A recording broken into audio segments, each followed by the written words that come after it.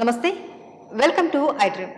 ఈరోజు who is your doctor ఈ కార్యక్రమంలో మనతో పాటు ఉన్నారు ప్రముఖ న్యూరో సర్జన్ డాక్టర్ రంగనాథన్ గారు.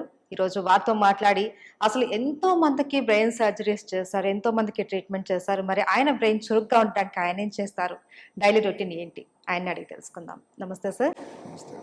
సార్, ఈరోజు మీ గురించి మేము తెలుసుకోవాలని అనుకుంటున్నాము. ఎందుకంటే కొన్ని వందలు కాదు, వేల మందికి మీరు ట్రీట్మెంట్ చేశారు, సర్జరీస్ చేశారు. సో అందరికీ కూడా ఒక ఆలోచన ఉంటుంది. మరి ఈ డాక్టర్ గారి దినచర్య ఏంటి, ఏం చేస్తారు డైలీ రొటీన్ గా ఆయన బ్రెయిన్ షార్ప్ గా ఈ పెట్టుకోవడానికి? దినచర్య నిజానికి గొప్ప ప్రత్యేకమని లేదు. ఆ భగవత్ కృప వల్ల ఏమిటంటే ఆ దినచర్య ఒక క్రమం అయిపోయింది, ఒక క్రమశిక్షణ, ఒక పద్ధతి ఇన్ని సంవత్సరాలు అలవాటు అయిపోయి మీ ముందు ఒక ప్రముఖ న్యూరో సర్జన్గా భగవంతుడు కూర్చోబెట్టాడంటే అతను గొప్పతనం అది. నిజానికి డైట్లో అన్నది ఏం లేదు. తెల్లవారి దగ్గర దగ్గర 4:30-5 లోపలే లేవడం జరుగుతుంటుంది. ఒక అరగంట సేపు 40 నిమిషాలు ఉదయం వాకింగే, జిమ్కి వెళ్ళడం అలవాటు చేయను నేను, వ్యాయామం. తర్వాత న్యూస్ పేపర్ ఆ రోజు రాకపోయినా పాత న్యూస్ పేపర్ అన్నా ఇంకొకసారి అందులో ఉండేటువంటి వివరాలు, ఎడిటోరియల్, కొన్ని ఏదైనా విషయాలు మనకి అవగాహన, ఇంట్రెస్ట్ ఉన్న స్పోర్ట్స్ పేజ్ కానీ లేకపోతే ఇంటర్నేషనల్ న్యూస్ కానీ భారతదేశంలో ఏం జరుగుతుంది దానికి. ఇక్కడ ఒక చిన్న విషయం ఏంటంటే నేను చేస్తున్న ప్రోగ్రాములు టీవీలో అయినా కానీ యూట్యూబ్లో నేను టీవీ అన్నది ఆల్మోస్ట్ చూడని చెప్పాలి. చూడరు? ఆల్మోస్ట్ చాలా తక్కువ సార్లు చూస్తాను. అది ఒక క్రమంలాగా అయిపోయింది.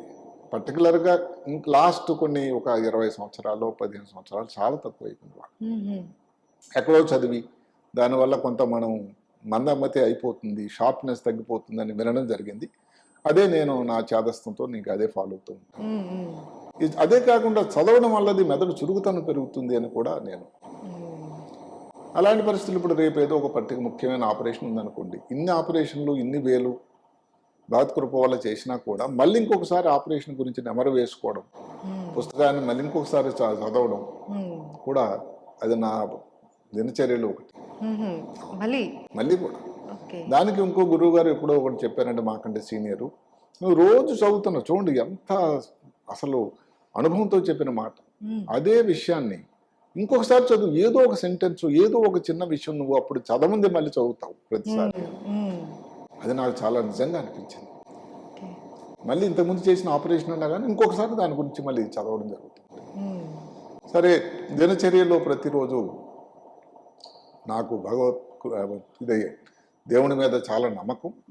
సో పూజ అని కూడా ఇంతకుముందు కూడా చాలా సన్నివేశాల్లో చెప్పుకున్నాం. దగ్గర దగ్గర ఒక 40-45 నిమిషాలు మా గురుగారు చెప్పినటువంటి విష్ణు సహస్రనామం ఏదైతే చాంటింగ్ చేసినట్టయితే, ఉత్తర పీఠిక ముందు పీఠిక కూడా చేసినట్టయితే దాని వలన మెదడు తాలూకా పనితనం, షార్ప్నెస్, గ్రహాక శక్తి, జ్ఞాపక శక్తి, నెమరు వేయడం, లేకపోతే మళ్ళీ చెప్పగలగడం, ఈయనన్నింటి సామర్థ్యం పెరుగుతుందని ఎప్పుడో చెప్పడం జరిగింది. అది నేను ఏ రోజన్నా కానీ ఏ ఊర్లో ఉన్నా కూడా నేను దాన్ని ఫాలో అవ్వడం, విదేశాలు వెళ్ళినప్పుడు కూడా ఆ క్రమం ఏమాత్రం తప్పకుండా జరుగుతూ ఉంటుంది.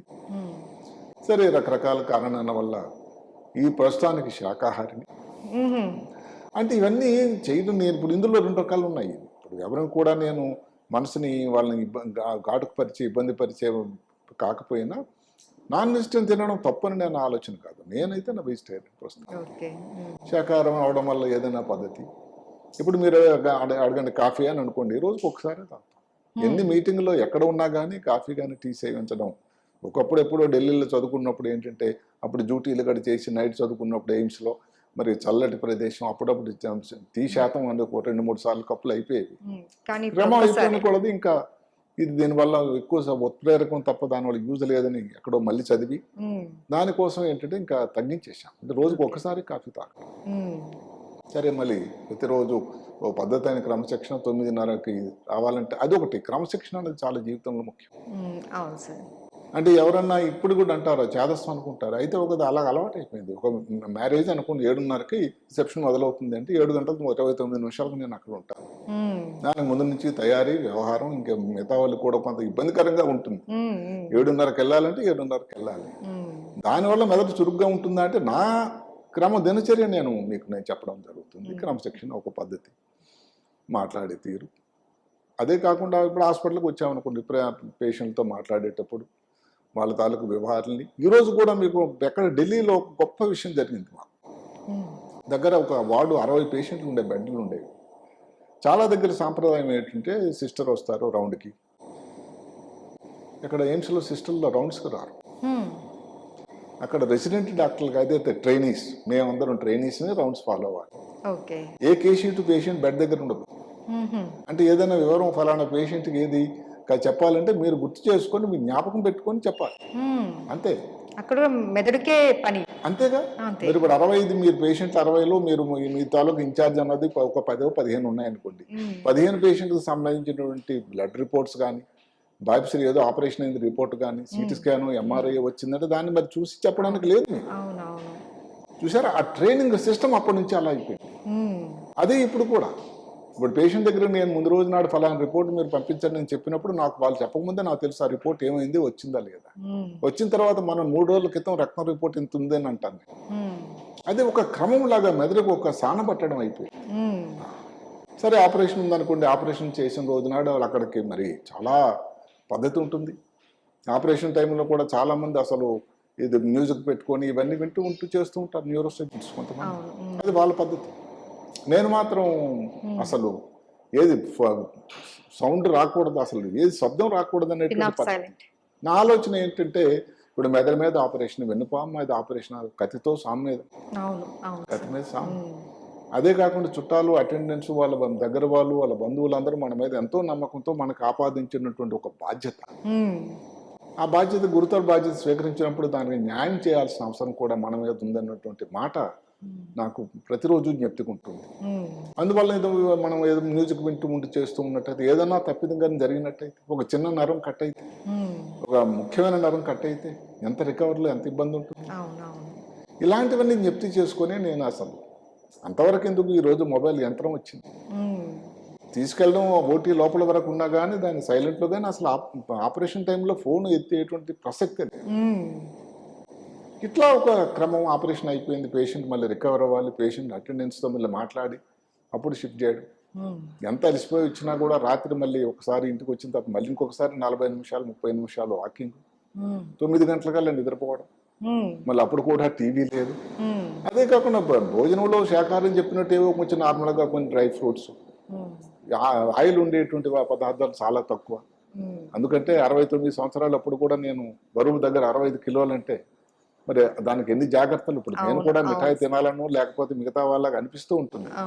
అంటే కొన్ని మనం సాధించాలి, కొన్ని చేయాలి అంటే 69 అప్పుడు కూడా యాక్టివ్గా ఉండి ఇలాంటి కార్యక్రమాలు కానీ, ఆపరేషన్ చేయడం కానీ, పేషెంట్ల గురించి వాళ్ళని కన్విన్స్ చేయడం అని ఉండాలంటే అది నిజంగా ఒక క్రమశిక్షణటువంటి జీవితం అవసరమని నేను ఎప్పుడో గ్రహించాను. పొగ త్రాగడం లేకపోతే మద్యం సేవించడం అన్న అలవాటు ఎప్పుడూ లేదు. సేవించే వాళ్ళు తప్పు అని కాకపోయినా డెఫినెట్గా వాళ్ళ ఆలోచన అది మాత్రం నేను చేయను. ఇదే క్రమం అన్నది ఉదయం నుంచి సాయంకాలం వరకు చేసేది. ఓకే. అయితే సార్ మీతో మీ వీడియోస్ చూసినప్పుడు కానీ ఏమనిపిస్తుంది అంటే, చాలా మందికి చాలా తక్కువే తెలుసుకునే ప్రయత్నం అక్కడ, కానీ మీతో డైరెక్ట్గా మాట్లాడిన వాళ్ళకి అర్థమవుతుంది మీరు ఎంత మేధావులు, మీకు ఎన్ని విషయాల పట్ల అవగాహన ఉంది అనేసి. ప్రతి ఒక్క దాని గురించి కూడా మీరు చాలా క్లియర్గా మాట్లాడుతూ ఉంటారు. సో ఇవన్నీ కూడా మీరు జ్ఞాపకం చెప్తాను. ఇప్పుడు మాటకు ఉదయం ఒక రోజు మీ కంపెనీ నుంచి నాకు ఇన్ఫర్మేషన్ వచ్చి ఫలానా సబ్జెక్ట్ మీద చేద్దాం, దాని గురించి నేను చదవకుండా నేను అసలు ప్రోగ్రామ్ ఏ రోజు చేయను. దాని గురించి లేటెస్ట్ ఇన్ఫర్మేషన్ అన్నది పూర్తిగా ఒక 3 పేజీలు 4 పేజీలు రాసుకొని ఇంకొకసారి నెమరు వేసుకొని ప్రోగ్రామ్ చేయడానికి ముందుకు రావడం తప్ప ఏదైనా నడిచిపోతుందో లేని ఆషామాషి వ్యవహారం అనేది నేను. రంగనాథన్ గారు ఏదైనా ఒక సబ్జెక్ట్ చెప్పారు అంటే పూర్తి అవగాహన, అందులో ఎంతవరకు నిజాలు ఎంతవరకు అబద్ధాలు అన్నది ఒక విశ్లేషణ చేసుకొని అందరికీ తెలియజేస్తారు. దాని వెనుకున్నటువంటి పరిశ్రమ, కఠోర సాధన, ఒక క్రమశిక్షణ మరి ఎంత అవసరం చెప్పండి. అవును సార్. సార్ బ్రెయిన్ ఎనర్జీగా ఉండాలి, యాక్టివ్గా ఉండాలి, నాలెడ్జ్ ఇంప్రూవ్ చేసుకోవాలి అని అంటే చాలా మంది చాలా రకాల డైట్స్ కానీ టిప్స్ కానీ చెప్తూ ఉంటారు. సో మీరు జనరల్గా ఏమైనా చెప్తారా మాకు? అది నేను చెప్పినవే నాకైతే అదే మరి. అంతే. ఇప్పుడు కొంతమంది పజిల్స్ వాడు చేయమంటారు, లేకపోతే ఏవో వెనక నుంచి లెక్క పెట్టండి, ముందు నుంచి లెక్క పెట్టండి, ఇలాంటివి ఉన్నాయి. ఈ చిన్న చిన్న చిట్కాలు నేను ఇప్పుడు మీ ఎదురుగా ఉన్న వ్యక్తిని 69 సంవత్సరాలప్పుడు కూడా ఇంత రీజనబుల్లీ జ్ఞాపక శక్తి అవగాహన ఉంది. అసలు చాలా మంది పేషెంట్లు వచ్చినట్టయితే ఆశ్చర్యపోతారు. ఎప్పుడో ఫలానా రోజులు చేస్తే మీద ఫలానా ఊరు కదా అని వివరాలు చెప్తాను. అసలు ఇంత గుర్తు ఇన్ని పేషెంట్లు చూసి మీకు ఎట్లా గుర్తుంటుందంటే అది మొదటి తాలూకా అది చురుకుతనం తాలూకా అనుకోండి.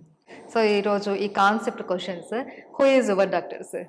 నాకు ముఖ్యమైన డాక్టర్, నేను ఇప్పుడు కూడా ఆరాధించే డాక్టర్, ఎయిమ్స్లో నాకు పాఠాలు నేర్పిన డాక్టర్. అంటే ఇంకెంతమంది ఉన్నారు, ఎందరో మహానుభావులు, అందరికీ వందనాలు. అయితే మరి ఒకరికే కదా మొదటి స్థానం వెళ్తుంది. అవునవును. సో మాకు పాఠాలు చెప్పి ఆయన ఈ రోజుకు దగ్గర ఆయన 90 సంవత్సరాల ప్రాయం వచ్చింది. మహామేధావి, మహా చురుకైన మెదడు, ఈ వయసులో కూడా అంత షార్పే. ఏదన్నా కానీ ఎక్కడైనా ఇప్పుడు కూడా లెక్చర్ ఇచ్చినట్టయితే దానికోసం అంతే చదివి వస్తాడు ఆయన. ఆయన మాకు అందరికి ఆదర్శప్రాయం.